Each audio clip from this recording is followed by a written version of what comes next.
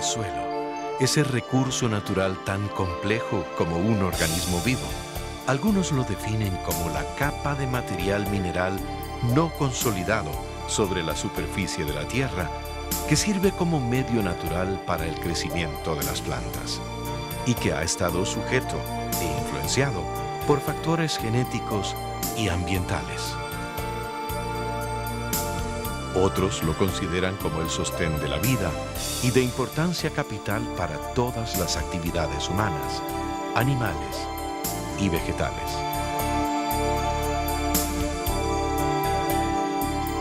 Se considera que el suelo es un universo dinámico en muchas de sus características, constituyéndose en el hábitat por excelencia para las comunidades de plantas y otros organismos. Dentro de esas características dinámicas, el exceso o escasez de algunos factores químicos y físicos es limitante al desarrollo de las plantas. Para conocer cómo se presentan estos factores, es necesario hacer un análisis del suelo. Para esto, es necesario obtener muestras que representen el área que se desea estudiar.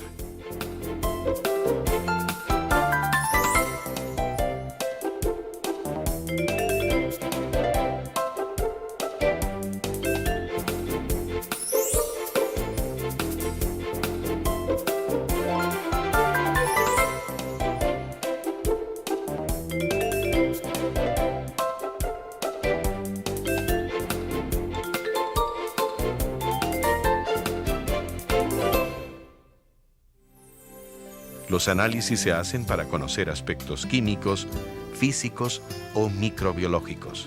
En cada caso, las variaciones solo existen en cuanto a herramientas utilizadas y a algunos procedimientos, no así en lo referente al diseño del muestreo. Al igual que en todos los estudios en que sea necesario realizar muestreos, cuando se hace un estudio de suelos, la veracidad y confianza de los resultados obtenidos dependen en un 60 o 70% de la aplicación correcta del método de muestreo. Es absolutamente necesario que la muestra sea representativa del área que se desea estudiar. El tipo de muestreo que se aplique dependerá de varios factores, tales como el área, la homogeneidad, el clima, la compactación, la vegetación o cultivo, la pedregosidad, entre otros.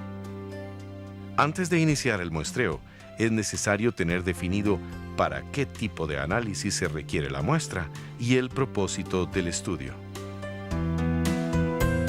Lo primero que debe hacerse es un recorrido y reconocimiento del terreno para seccionarlo en unidades de muestreo que presenten características similares. Una vez definidas las áreas de muestreo, se hace, a mano, un croquis o mapa de la finca en la que se identifique claramente cada lote, sus características y toda la información que se considere necesaria. Cada sector homogéneo es un punto de muestreo que se estudiará. Esta información será de gran importancia al momento de la interpretación de los resultados. Es importante tener en cuenta las condiciones climáticas del terreno a estudiar. Las muestras deben tomarse durante el día con condiciones de temperatura y humedad normales. De ser posible, a capacidad de campo, que es una condición óptima de humedad en que el agua es biológicamente útil para las plantas. Solo en algunos casos, cuando se trata de análisis biológicos, los laboratorios exigen que el suelo contenga una humedad entre 50 y 70%.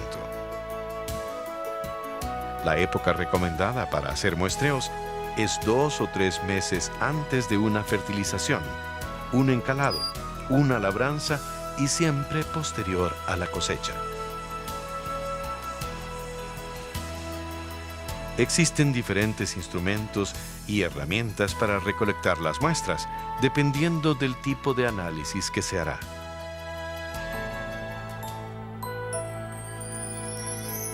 La profundidad a la que se tomará la muestra se establece según los cultivos a que se destine el terreno. En cultivos de ciclo corto y pastizales, las muestras se extraen a 20 centímetros. En algunos casos se toman a 7 o 10 centímetros según el tipo de cultivo. La muestra debe tomarse a una profundidad efectiva, que es aquella en la que las raíces realizan la mayor actividad química, bioquímica y microbiológica, es decir, donde la relación suelo-planta es mayor.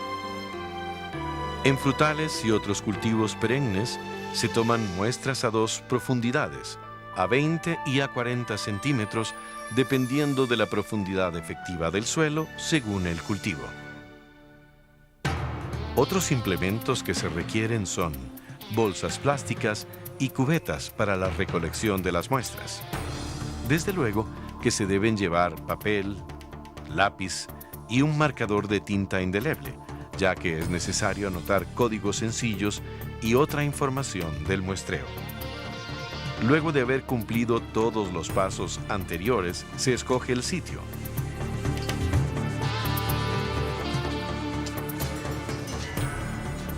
Se limpia de piedras, vegetación y raicillas, pero sin eliminar suelo. Se raspa a una profundidad de 1/4 de palín, formando una ligera inclinación en forma de V. Para un análisis químico y microbiológico, y para análisis de textura, la muestra se recoge con un palín o con un barreno tipo holandés. Cuando se utiliza un barreno, se va introduciendo la punta serpenteante, profundizándose suavemente al girar hasta llegar a la primera marca o a 20 centímetros.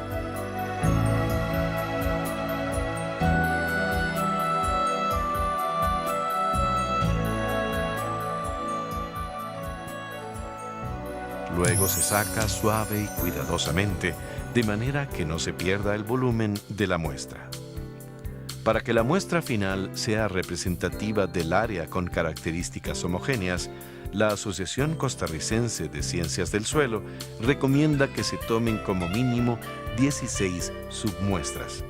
Estas se pueden tomar en forma de zigzag al azar o trazando una cuadrícula en los puntos del área que se determine. Lo más común es hacerlo en zigzag. En cultivos ya establecidos, sobre todo de ciclo corto, se recomienda tomar las muestras entre hileras o calles. Se debe evitar que influyan factores de fertilización y manejo sobre la rizosfera. No debemos olvidar que el muestreo de suelos puede hacer uso de herramientas de otras disciplinas, como la estadística, la cartografía digital y la fotoimpresión, entre otras, para que la muestra sea planificada científicamente. Una vez que se han recolectado todas las submuestras del área de interés, se hace uso de la técnica de cuarteo, que consiste en mezclarlas homogéneamente, eliminando piedras, hojas y otros elementos. Se traza una cruz para dividirlas en 4 partes. Se desechan las 2 opuestas, se vuelve a mezclar y se desechan nuevamente 2 partes opuestas.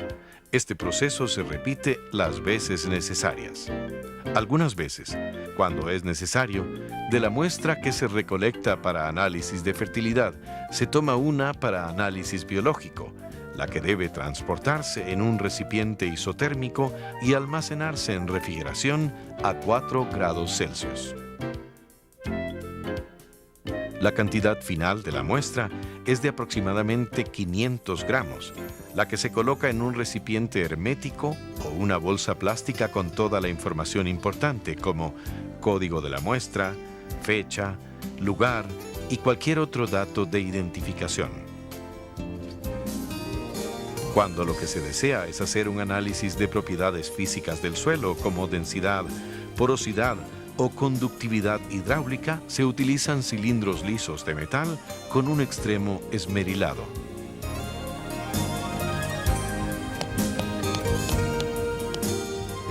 Generalmente se utilizan cilindros de 7 centímetros de alto por 7,8 centímetros de diámetro.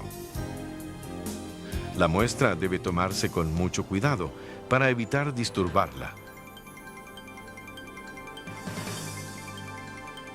En algunos casos, se utilizan cilindros plásticos, aunque no es recomendable, pues la muestra corre peligro de disturbarse.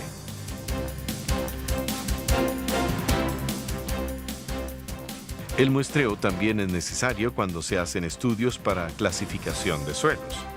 Las muestras se toman de calicatas situadas en la zona sujeta a estudio.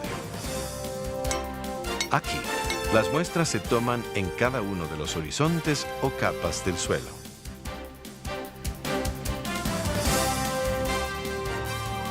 Es necesario mantener un registro de campo en el que se anota toda la información relacionada con el proceso de muestreo y que será importante para la interpretación de los datos. Las muestras deben ser debidamente rotuladas, con todos los datos necesarios y transportadas adecuadamente. El muestreo es la etapa más crítica en los diagnósticos de condiciones físicas y de fertilidad de los suelos, ya que es cuando se puede introducir mayor error en los resultados finales. Si la muestra no es representativa, los resultados de laboratorio tendrán poco valor y más bien pueden conducir a procedimientos equivocados por parte de los agricultores. Aquí radica la importancia de que todos los procedimientos relacionados con la obtención de muestras deben ser realizados correctamente y por profesionales o personal con experiencia. Es posible que en muchas ocasiones una buena cosecha dependa de una aparentemente simple muestra de suelo.